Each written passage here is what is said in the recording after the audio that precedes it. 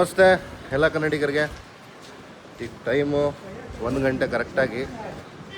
ಒಂದು 3 ಅವರ್ ನಿದ್ದೆ ಮಾಡಿ ಆರಾಮಾಗೆಲ್ಲ ಫ್ರೆಶ್ ಅಪ್ ಆಗಿ ಈಗ ರೂಮಿಂದ ಹೊರಗಡೆ ಬಂದಿದ್ದೀವಿ. ಹೋಟ್ಲಿಂದ ನಾವು ನಮ್ಮ ಹೋಟೆಲ್ ಪಕ್ಕನೇ ಇದು ವಿವೇಕಾನಂದ ಮ್ಯೂಸಿಯಂ ಇರೋದು. ವಿವೇಕಾನಂದ ಮ್ಯೂಸಿಯಂ ಹೋಟೆಲ್ ಪಕ್ಕನೇ ವಿವೇಕಾನಂದ ಮೆಮೋರಿಯಲ್. ಈಗ ಅಲ್ಲಿಗೆ ಹೋಗ್ತಾ ಇದ್ದೀವಿ. ಅದು ಮುಗಿಸ್ಕೊಂಡು ಅಲ್ಲಿಂದ ಸನ್ಸೆಟ್ ಪಾಯಿಂಟಿಗೆ ಹೋಗ್ತೀವಿ.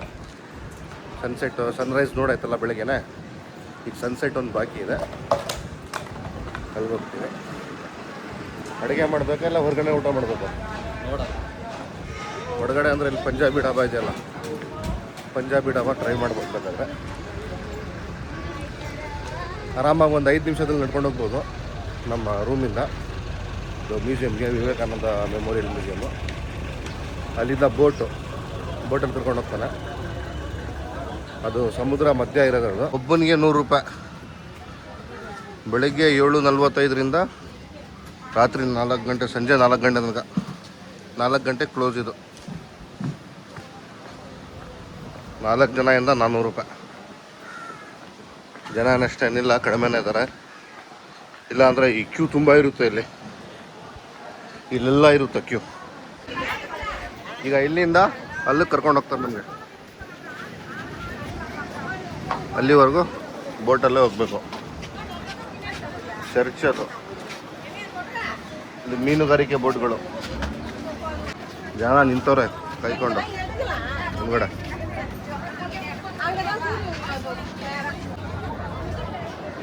ಇದೇ ಬೋಟು.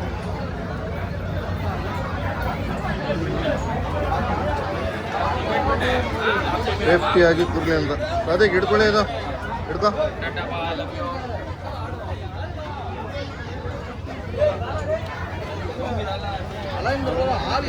ಕೊಡು, ಹಾಕೋತೀನಿ ನೋಡಿ.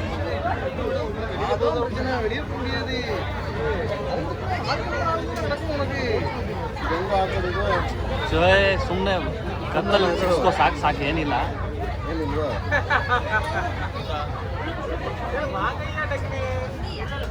ಯಾರು ಕೊಡಲ್ಲ ಮತ್ತೆ.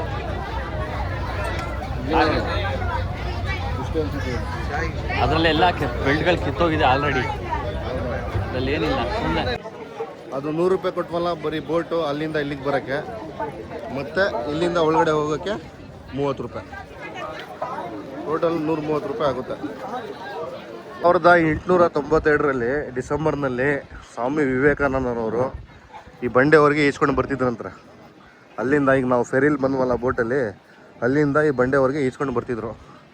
ಸತತ 3 ದಿನಗಳು ಬಂದ್ರಂತ. ಸತತ 3 ದಿನಗಳ ಕಾಲ ಇಲ್ಲಿ ಬಂದ್ರಂತ ಈಸ್ಕೊಂಡು ಬಂದು ಧ್ಯಾನ ಮಾಡಿದ್ರಂತ. 3 ದಿನ ಕಂಟಿನ್ಯೂ ಆಗಿ 3 ದಿನ ಧ್ಯಾನ ಮಾಡಿದ್ದಾರೆ ಇಲ್ಲಿ ಬಂದು. ಇಲ್ಲೇ ಅವ್ರಿಗೆ ಭಾರತದ ಉನ್ನತಿ ಬಗ್ಗೆ ಜ್ಞಾನೋದಯವಾಯಿತು ಅಂತ ಹೇಳ್ತಾರೆ. ಭಾರತದ ಉನ್ನತಿ ಬಗ್ಗೆ ಜ್ಞಾನೋದಯ ಆಯಿತು ಅಂತ ಹೇಳ್ತಾರೆ. ಇಲ್ಲೇ ಆಗಿದಂತೆ ಅವ್ರಿಗೆ ಜ್ಞಾನೋದಯ. ಆಮೇಲೆ ಈ ಸ್ಮಾರಕ ಕಟ್ಟಿರೋದು ಇವರು 1970ರಲ್ಲಿ ಅವ್ರ ನೆನಪಿಗೋಸ್ಕರ, ಸ್ವಾಮಿ ವಿವೇಕಾನಂದ ಅವರ ನೆನಪಿಗೋಸ್ಕರ 1970ರಲ್ಲಿ ಈ ಸ್ಮಾರಕ ಕಟ್ಟಿರೋದು. ಚಪ್ಪಲಿ ಅಲ್ಲೇ ಬಿಟ್ಟು ಬರಬೇಕಲ್ಲ, ಬಿಸಿ ಇರುತ್ತಲ್ಲ, ಅದಕ್ಕೋಸ್ಕರ ಇದು ವೈಟ್ ಪೇಂಟ್ ಮಾಡಿರೋದು. ಇಲ್ಲಿ ನಡ್ಕೊಂಡು ಹೋದರೆ ಬಿಸಿ ಇಲ್ಲ, ಕಾವಿರೋದಿಲ್ಲ, ಅಷ್ಟು ಆರಾಮಾಗಿ ನಡಿಬೋದು. ಅವರು ಧ್ಯಾನ ಮಾಡ್ತಿದ್ದ ಜಾಗ ಅನಿಸುತ್ತೆ ಇದು. ಒಳಗಡೆ ವೀಡಿಯೋ ಎಲ್ಲ ಹೋಯ್ತು ಇಲ್ಲ ಅಂತ ಗೊತ್ತಿಲ್ಲ. ಫೋಟೋಗ್ರಾಫಿ ಸ್ಟ್ರಿಕ್ಟ್ಲಿ ಇಲ್ಲ ಆಗ್ಬಿಟ್ಟಿದಾರಲ್ಲ, ಸ್ಟ್ರಿಕ್ಟ್ಲಿ ಪ್ರಾಹಿಬಿಟೆಡ್ ಅಂತ. ನಾನು ಒಳಗಡೆ ಹೋಗಿದ್ದಲ್ಲ, ಅಲ್ಲೇ ಅಂತ ಬಂದು ಅವರು 3 ದಿನ ಧ್ಯಾನ ಮಾಡಿದ್ದು. ಡೇಟು ಬರ್ತಿದ್ದಾರೆ 1892 ಡಿಸೆಂಬರಲ್ಲಿ 25, 26, 27 ಈ 3 ದಿನ ಇಲ್ಲಿ ಬಂದವರು ಧ್ಯಾನ ಮಾಡಿರೋದು ಸ್ವಾಮಿ ವಿವೇಕಾನಂದ ಅವರು. ಈ ಬಂಡೆಯಲ್ಲಿ ಪಾರ್ವತಿ ದೇವಿಯ ಹೆಜ್ಜೆ ಇದೆ ಅಂತ, ಗುರುತಿದೆ ಅಂತ ನಂಬ್ತಾರೆ. ಇಲ್ಲಿ ಶಿವನಿಗಾಗಿ ಪಾರ್ವತಿ ದೇವಿ ಇಲ್ಲಿ ತಪಸ್ ಮಾಡಿಲ್ಲ ಅಂತ ನಂಬಿಕೆ ಇದೆ. ಅದರಿಂದ ಈ ಬಂಡೆನ, ಈ ಜಾಗನ ಶ್ರೀಪಾದಪರೆ ಅಂತ ಕರೀತಾರೆ. ಅದಕ್ಕೆ ಪ್ರಕಾರ ಶ್ರೀಪಾದಪರೆ ಅಂತ ಕರೀತಾರೆ. ಮೊದಲು ಈ ಬ್ರಿಡ್ಜ್ ಇರಲಿಲ್ಲ, ಈಗ ಹೊಸದಾಗಿ ಕಟ್ಟಿರೋದು. ಸ್ಮಾರಕಕ್ಕೆ ಹೋಗೋಕ್ಕೋಸ್ಕರ ಕಟ್ಟಿರೋದು ಅನ್ಸುತ್ತೆ. ಇಲ್ಲಿ ನೋಡಿ, ಗ್ಲಾಸ್ ಬ್ರಿಡ್ಜ್ ಕೂಡ ಮಾಡಿದ್ದಾರೆ. ಇದೆಲ್ಲ ಹೊಸದಾಗಿ ಮಾಡಿರೋದು. ಕೆಳಗಡೆ ಸಮುದ್ರ, ಮೇಲ್ಗಡೆ ನಾವು. ಚೆನ್ನಾಗಿದೆ. ವಿವೇಕಾನಂದ ಅವ್ರ ಮ್ಯೂಸಿಯಂ ವಿಸಿಟ್ ಮಾಡಲೇಬೇಕು. ಮತ್ತು ಸನ್ರೈಸು, ಸನ್ಸೆಟ್ಟು ಈ 3ನ ಮಿಸ್ ಮಾಡೋಂಗೇ ಇಲ್ಲ ಕನ್ಯಾಕುಮಾರಿಗೆ ಬಂದರೆ. ಇದಂತೂ ಬರಲೇಬೇಕು. ಕನ್ಯಾಕುಮಾರಿಗೆ ಬಂದರೆ ವಿವೇಕಾನಂದ ಅವರ ಇದು ಮೆಮೊರಿಯಲ್ ಇದೆಲ್ಲ ಮಿಸ್ ಮಾಡೋಂಗೆ ಎಲ್ಲ ಬರಲೇಬೇಕಿಲ್ಲ. ಇತಿಹಾಸ ಗೊತ್ತಾಗುತ್ತೆ, ಬರೀ ನಾವು ಓದಿದ್ದೀವಿ ಅಷ್ಟೇ. ಸ್ಕೂಲಲ್ಲಿದ್ದಾಗ ವಿವೇಕಾನಂದ ಅವ್ರ ಬಗ್ಗೆ ಓದಿದ್ದೀವಿ, ನಾವೇನು ಓದಿದ್ದೀವಿ ಇಲ್ಲಿ ಬಂದರೆ ಇದ್ರ ಬಗ್ಗೆ ಇತಿಹಾಸ ಎಲ್ಲ ಗೊತ್ತಾಗುತ್ತೆ. ಇಲ್ಲೇ ಎಲ್ಲ ಅವರೇ ಮೆನ್ಷನ್ ಮಾಡಿದ್ದಾರೆ, ಎಲ್ಲ ನಿಮ್ಗೆ ಇಲ್ಲೇ ಗೊತ್ತಾಗ್ಬಿಡುತ್ತೆ. ಮತ್ತು ಲೈಬ್ರರಿನೂ ಇದೆ ಇಲ್ಲಿ, ವಿವೇಕಾನಂದ ಅವ್ರು ಬರೆದಿರೋ ಪುಸ್ತಕಗಳು, ಅವ್ರ ಬಗ್ಗೆ ಇನ್ನೂ ತಿಳ್ಕೊಬೇಕಾದ್ರೆ ಪುಸ್ತಕಗಳು ಯಾವ್ದಾದ್ರು ಬೇಕಾದ್ರೆ ತೊಗೊಂಡು ಅವ್ರ ಬಗ್ಗೆ ನಾವು ಇನ್ನೂ ತಿಳ್ಕೊಬೋದು. ಧ್ಯಾನ ಮಾಡೋರು ಧ್ಯಾನ ಮಾಡೋಕ್ಕೂ ಜಾಗ ಇದೆ, ಆರಾಮಾಗಿ ಬಂದು ಧ್ಯಾನನೂ ಮಾಡ್ಬೋದು. ಧ್ಯಾನ ಮಾಡೋ ಆಸಕ್ತಿ ಇರೋರು ಈ ಥರ ನಾವು ಸ್ಕೂಲಲ್ಲೆಲ್ಲ ಓದಿರ್ತೀವಲ್ಲ, ಇಲ್ಲಿ ಬಂದರೆ ನಮ್ಮ ಎದುರುಗಡೆನ ಕಾಣುತ್ತೆ, ಎಲ್ಲ ಗೊತ್ತಾಗುತ್ತೆ. ಅಂದರೆ ಇಲ್ಲಿ ಬಂದವರು ಧ್ಯಾನ ಮಾಡ್ತಿದ್ರು. ಇನ್ನೂ ಬೇಕಾದಷ್ಟು ಇತಿಹಾಸ ಇದೆ ಈ ಜಾಗದ ಬಗ್ಗೆ. ಟೈಮ್ ತುಂಬ ಚೆನ್ನಾಗಿ ಸ್ಪೆಂಡ್ ಮಾಡ್ಬೋದು, ಇಲ್ಲಿ ಆರಾಮಾಗಿ ಕೂತ್ಕೋಬೋದು, ಆಯಾಸನೂ ಆಗಲ್ಲ. ಈಗ ಬೇರೆ ಕಡೆ ತಿರುಗಾಡೋಕೆ ಹೋದರೆ ಸ್ವಲ್ಪ ಆಯಾಸ ಆಗ್ತದೆ ನೋಡಿ, ಈ ಜಾಗಕ್ಕೆ ಬಂದರೆ ಆಯಾಸನೂ ಆಗಲ್ಲ, ಸುಸ್ತು ಆಗಲ್ಲ, ಆಯಾಸ ಆಗೋದಿಲ್ಲ. ಅಷ್ಟೇ ಒಂದೊಳ್ಳೆ ಜಾಗ ಸಿಕ್ಕಿದೆ ಅಡುಗೆ ಮಾಡೋಕ್ಕೆ. ಬೆಳಗ್ಗೆ ನಾಷ್ಟನೂ ಹೊರಗಡೆ ಮಾಡಿದ್ವಿ ಮತ್ತು ಲಂಚು ಹೊರಗಡೆ ಮಾಡಿದ್ವಿ. ಈಗ ರಾತ್ರಿ ಏನಿಲ್ಲ, ಜಾಸ್ತಿ ಏನು ಮಾಡ್ತಾಯಿಲ್ಲ. ಪುಳಿಯೋಗರೆ ಮಸಾಲ ಮೈಸೂರಿಂದನೇ ತಂದಿದ್ದೀವಿ, ಹೋಮ್ ಮೇಡು ಮನೆಯಲ್ಲೇ ಮಾಡಿರೋದು. ರೈಸ್ ಮಾಡ್ಕೊತಾ ಇದ್ದೀವಿ, ರೈಸ್ ಜೊತೆ ಮೊಟ್ಟೆ ಬಾಯ್ಲ್ಡ್ ಎಗ್ ಮಾಡಿಕೊಂಡು ಆ ಪುಳಿಯೋಗರೆ ಮಸಾಲನ ಮಿಕ್ಸ್ ಮಾಡಿಕೊಂಡು ಊಟ ಮಾಡಿಕೊಂಡು ನೆಮ್ಮದಿಯಾಗಿ ಮಲಿಗೋತೀವಿ. ಸ್ಪಾಟ್ ನೋಡಿ, ಎಲ್ಲ ಇದೆಲ್ಲ ಬಸ್ಗಳಿದೆ ನೋಡಿ, ಎಲ್ಲ ಇವರೆಲ್ಲ ತಿರುಗಾಡೋಕ್ಕೆ ಬಂದಿರೋದು, ಎಲ್ಲ ಟೂರಿಸ್ಟ್ ಬಸ್ಗಳೇ. ಅದಕ್ಕೆ ಅಂತಲೇ ಒಂದು ಜಾಗ ಮಾಡಿದ್ದಾರೆ ಇವರು. ಇಲ್ಲಿ ಬಂದು ನಿಲ್ಲಿಸ್ಕೊಂಡು ಬೀಚ್ ಹತ್ರ ಹೋಗಿದ್ವಿ, ಅಲ್ಲಿ ಅಡುಗೆ ಮಾಡೋಣ ಚೆನ್ನಾಗಿ ಕಾಣುತ್ತೆ ಅಂದರೆ ಅದು ಅಲೋ ಮಾಡಲಿಲ್ಲ. ಬೇರೆ ಗಾಡ್ಸ್ ಎಲ್ಲ ಇದ್ದರು, ಅವ್ರು ಇಲ್ಲಿ ಅಡುಗೆ ಮಾಡೋಂಗಿಲ್ಲ ಅಂತ ಹೇಳಿದ್ರು. ಬರ್ತಾ ಬರ್ತಾ ರಸ್ತೆಯಲ್ಲಿ ಇದೆಲ್ಲ ಏನು ಬಸ್ ಎಲ್ಲ ನಿಂತಿದೆ, ಇವರೆಲ್ಲ ಅಡುಗೆನ ಮಾಡಕ್ಕೆ ನಿಂತಿರೋದು.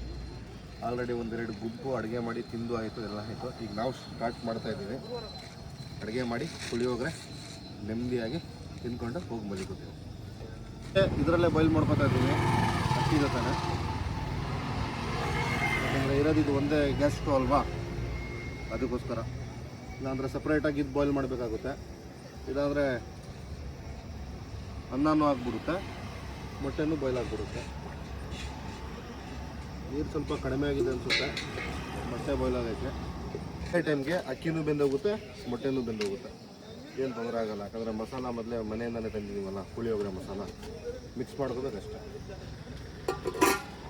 20 ನಿಮಿಷದಲ್ಲಿ ಎರಡು ಅನ್ನ ಮತ್ತು ಮೊಟ್ಟೆ ರೆಡಿ ಆಗಿಬಿಡುತ್ತೆ. ಆಮೇಲೆ ನಾವು ಹೊಟ್ಟೆಗೆ ಹಾಕ್ಕೊಂಡು ನಾವು ಒಂದು ಪಾಚ್ಕೋತೀವಿ. ರೆಡಿಯಾಗಿದೆ ಅನ್ನ, ಮೊಟ್ಟೆನೂ ಬೇದಿದೆ ನೋಡಿ, ಮೊಟ್ಟೆ ಒಳಗಡೆ ಸೇರ್ಕೊಂಡಿದೆ ಮೊಟ್ಟೆ. ಈಗ ಪುಳಿಯೋಗರೆ ಮಸಾಲ ಇದ್ರಿಗೆ ಅನ್ನದ ಜೊತೆ ಕಲಿಸ್ಕೊಂಡ್ರೆ ಆರಾಮಾಗಿ ಬ್ಯಾಟಿಂಗ್ ಮಾಡ್ಬೋದು. ಒಳ್ಳೆ ಬ್ಯಾಟಿಂಗು. ಪುಳಿಯೋಗರೆಯಲ್ಲಿ ಸಿಗೋ ಮಜಾ ಬಿರಿಯಾನಿ ಕೊಟ್ಟರು ಸಿಗಲ್ಲ. ಅದು ಈ ಥರ ಟ್ರಿಪ್ಪಿಗೆ ಬಂದು ಈ ಥರ ಅಡುಗೆ ಮಾಡ್ಕೊಂಡು ತಿನ್ನೋ ಮಜಾ, ಅದರಲ್ಲೂ ಪುಳಿಯೋಗರೆ ಮಸಾಲೆ ತೋರಿಸಿ ತಂಜೀಮ್ ಇದೆಲ್ಲ. ನೀನು ಮರ್ಯಾದೆ ಇಷ್ಟೊಂದು ಕೊಡಬೇಡಪ್ಪ ನನಗೆ, ಸರಿಯಾಗಿ ಕರೆಸ್ಬಿಟ್ಟು ಮಾತಾಡು. ಮಸಾಲೆ ತೋರಿಸಲು ಜಾಸ್ತಿ ಮರ್ಯಾದೆ ಕೊಡ್ತೀನಿ, ಅಷ್ಟು ಕೊಡಬೇಡಪ್ಪ. ಹೋಗೋಬಾರೋ ಅಂತಾನೆ ಹೇಳು, ಕೇಳೋಕ್ಕೆ ಆಗ್ತಿಲ್ಲ ನನಗೆ. ನೀನು ಅಷ್ಟೊಂದು ಮರ್ಯಾದೆ ಕೊಡ್ತಿರೋದು ಅರಿಸ್ಕೊಳಕ್ಕೆ ಆಗ್ತಿಲ್ಲ ನನಗೆ. ಮನೇಲಿ ಮಾಡಿರೋದು, ರೆಡಿಮೇಡ್ ಅಲ್ಲ, ಹೋಮ್ ಮೇಡ್. ಹಾಂ, ಏನು ಪರಿಮಳ, ಉರಿಮಳ.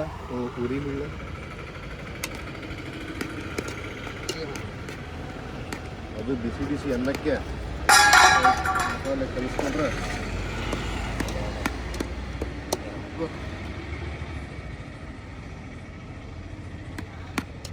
ಅದು MTR ಏನೇನೋ ಸಿಗುತ್ತೆ, ಅದರಲ್ಲಷ್ಟು ಮಜಾ ಇರಲ್ಲ. ಇದೆಲ್ಲ ನಾವು ಮನೆಗಳೆಲ್ಲ ಮಾಡ್ಕೊಳ್ಳೋದು, ನಮ್ಮ ಮನೆಯಲ್ಲೇ ಮಾಡ್ತಾರೆ. ಪುಳಿಯೋಗರೆ ಮಸಾಲ ಮತ್ತು ಬಿಸಿಬೇಳೆಭಾತ್ ಮಸಾಲ ಇದೆಲ್ಲ ಹೋಮ್ ಮೇಡ್. ಹೊರಗಡೆ ತಿನ್ನಲ್ಲ ನಾವು, ನಮಗೆ ಆ ಟೇಸ್ಟ್ ಹಿಡಿಯೋದಿಲ್ಲ. ಏನು ಸ್ಮೆಲ್ ಬರ್ತಿದೆ ಗೊತ್ತಾ, ಸಕ್ಕತ್ತಾಗಿದೆ. ಸಾಕು ಬಿಡಿಸೋದು ಜಾಸ್ತಿ ಹಾಕ್ರೆ ಆಮೇಲೆ ನಮ್ಮ ಮೈ ಒಳಗೆಲ್ಲ ಮಸಾಲ ಹೊಂಟೋಗ್ಬಿಡುತ್ತೆ. ಯಾಕಂದರೆ ಸಿಕ್ಕಾಪಟ್ಟೆ ಹೀಟಿದ್ದು, ಪುಳಿಯೋಗರೆ ಸಿಕ್ಕಾಪಟ್ಟೆ ಹೀಟು. ರೆಡಿಯಾಗಿದೆ ಪುಳಿಯೋಗರೆ, ತಿನ್ಕೊಂಡು ಹೋಗಿ ಮಲಿಕೋತೀವಿ. ಮತ್ತು ಮುಂದಿನ ವಿಡಿಯೋದಲ್ಲಿ ಸಿಗ್ತೀನಿ. ಇವತ್ತಿನ ವಿಡಿಯೋ ಹೀಗೆ ಮುಕ್ತಾಯ ಆಗುತ್ತೆ. ದಯವಿಟ್ಟು ಎಲ್ಲರೂ ಸಬ್ಸ್ಕ್ರೈಬ್ ಮಾಡಿ, ಶೇರ್ ಮಾಡಿ. ಇನ್ಸ್ಟಾಗ್ರಾಮಲ್ಲಿ ಅಹಮದ್ ಕನ್ನಡಿಗ ಅಂತ ಫಾಲೋ ಮಾಡ್ಕೊಳ್ಳಿ.